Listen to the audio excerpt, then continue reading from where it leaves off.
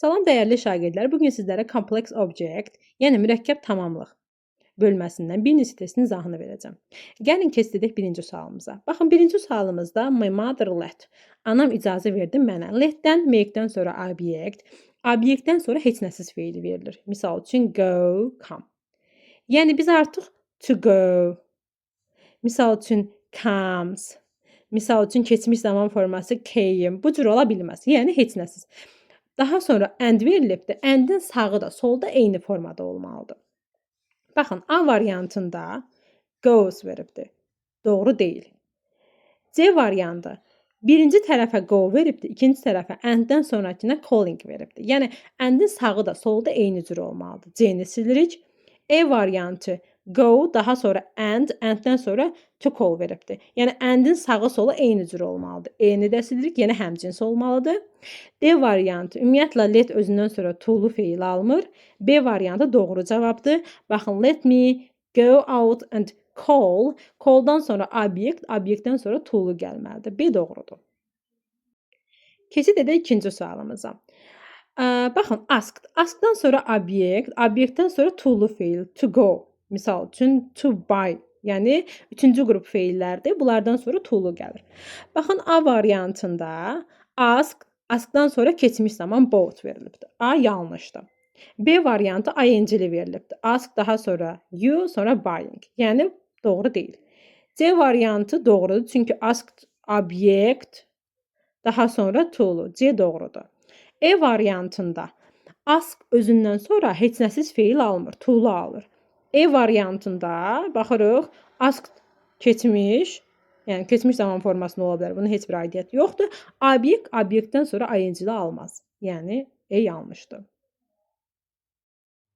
Keçid edirik üçüncü sualımıza.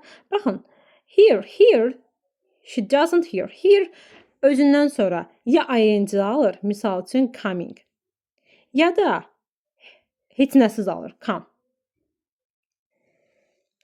Baxın indi. A variantı came veribdir. Yəni keçmiş zaman formasında doğru deyil. B variantı to veribdir. Yəni here to-lu almaz. C dəyişdirilmiş formada verilib indiki zaman formasında. Biz dedik ki, ya heç nəsiz olmalıdır, ya da ing-li olmalıdır. D variantı to-lu yanlışdır. E variantı come doğrudur, heç nəsizdir. Daha sonra keçid edək dördüncü sualımıza. Baxın, ikinci qrup feillərimiz var ki, mən onları qısa formada baş hərfləri ilə snow, hıf şəklində qeyd edirəm ki, şagirdlərin ağlında daha yaxşı qalsın. Baxın necə? See, görmək, notice, baxın, observe, watch, daha sonra hear və feel. Yəni, bunların artıq baş hərflərindən yaradıb bir snow-hıf birləşməsi yaratmışam. Yəni, snow qardır, digərlərində onlara hərf birləşməsi kimi bu şəkildə yaratmışam. Baxın indi, onların içində, yəni bunlar özlərindən sonra, bu birləşmə, özlərindən sonra ya obyekt alıb, misal üçün him ya walk alır, heç nəsiz. Ya da ki, walking. Yəni bu feillər ya heç nəsiz alır, ya da ing-li alır. Gəlin indi baxaq. A variantına baxıram. Saw him walk along street and buying. Bəli, birinci tərəfdə walking verilibdir, ikinci tərəfdə buying verilibdir. Biz qeyd elədik ki, see, notice, observe, watch bunlar özündən sonra ya ing-li alır, ya da heç nəsiz alır. Ancaq and vermişəmsə, and-in sağı da, solda ya ing-li olmalıdır, ya da heç nəsiz olmalıdır. Baxın, A variantında həm heç nəsiz verib, həm ing verib. Bu yanlışdır.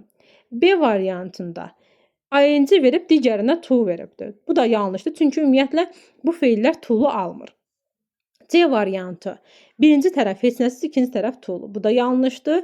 E variantına baxıram. Birinci tərəf ing, ikinci tərəf heç nəsə. Bu da yanlışdır. Çünki hər iki tərəf eyni formada olmalıdır. D variantı. Bir tərəf ing, yenə digər tərəf ing doğrudur.